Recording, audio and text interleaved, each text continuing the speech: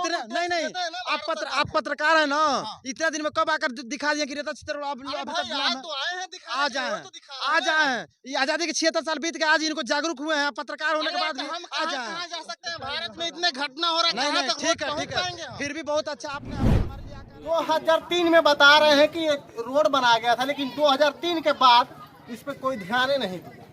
कहाँ जानते कहाँ एकलौता ये पिछड़ा गांव है, और यहाँ पर नेताजी लोग आते हैं ना तो खाली हथवा जोड़ के और वोट मांगते हैं। उसके बाद एक जनता भाड़ में जाए, इस गांव के लोग मरे या जिए उनसे कोई मतलब नहीं। अभी हम उत्तर प्रदेश के कुशीनगर जिला में है, और ये अंतिम छोर है, कुशीनगर जिला के अंतिम छोर है।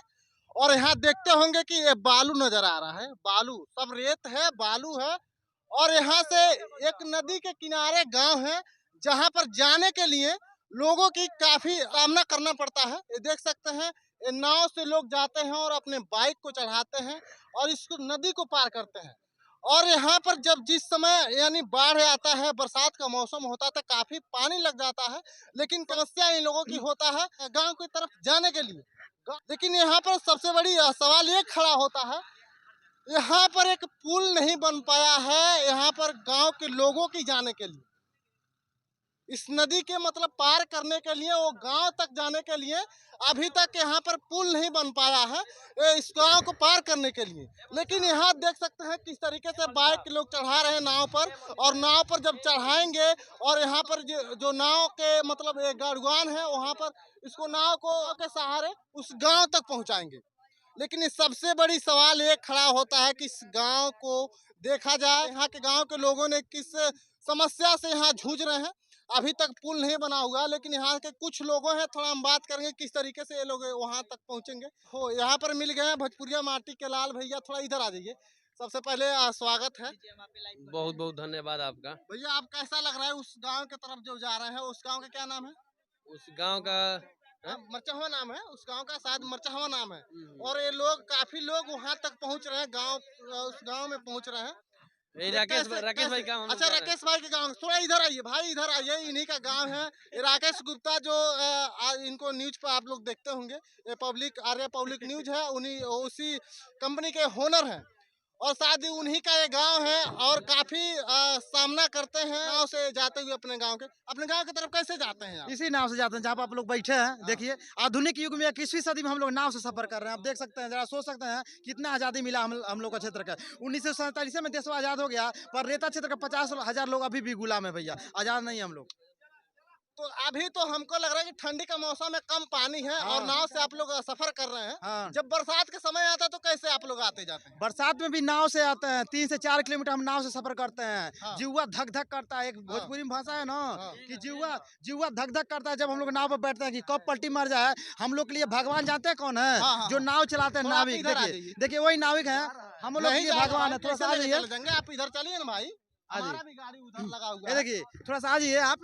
ये देखिए हमारा भगवान कहा जाए ना, धरती के भगवान। अच्छा हमारे भगवान है। अच्छा, ये भगवान है, ये मतलब नाव को चलाते हैं। थोड़ा इधर आ जाइए, इधर आ जाइए। ये नाव को चलाते हैं भैया। हम लोग नाव चलाते हैं, नाव खेते हैं, लोग को पार करते हैं।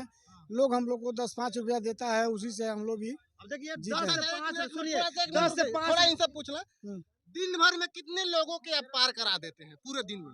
4 नाव है, 4 नाव में लमसम 200-250 लोग को पार करते हैं। 200-250 लोगों की पार कर देते हैं। लेकिन एक चीज बताइए, आपके गांव के लोग टैक्स देते हैं, पैसा देते हैं, टैक्स भारत सरकार को टैक्स देते हैं। अच्छा ये बताइए अरे भाई, आपके गांव के लोग भारत सरकार को टैक्स देते हैं? सबको टैक्स देते हैं। लोगों की कमी है, तभी पक्का पुल नहीं मिल पा रहा है। नेताओं की कमी नहीं है, समझ रहे हैं? हमारे भगवान, इसलिए मैं बोला हूँ कि 10 से 5 लोग हम बैठते हैं ना, तो इनके विश्वास पर बैठते हैं। अभी जब चाहे तब पानी में गिरा के हम लोग का जान ले सकते हैं, पर इनके ऊपर विश्वास इतना है कि हम निसंकोच होकर बैठते हैं। हमें तैरना नहीं आता है, मुझे खुद तैरना नहीं आता है, पर मुझे इन पर पूर्ण विश्वास है, हमें डूबने नहीं देंगे। लेकिन अभी तक पुल नहीं बन पाया। नहीं बनेगा ना, नहीं बनेगा, लोगों की कमी है भैया।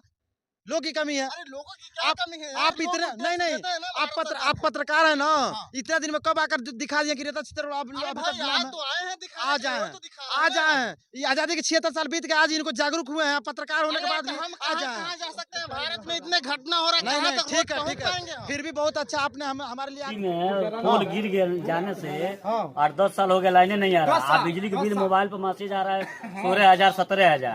10 साल हो गए। लाइन सिर्फ 3 से 4 महीने चल रही किया है। तो बिजली के बिल आप लोग तो दे देते होंगे ना? नहीं दे रहे हैं ना, नहीं दे रहे हैं। अभी अब मोबाइल में दिखाएंगे मैसेज। अच्छा बिजली के बिल भी आ रहा है लेकिन लाइन अभी तक आपके गांव में नहीं पहुंचा।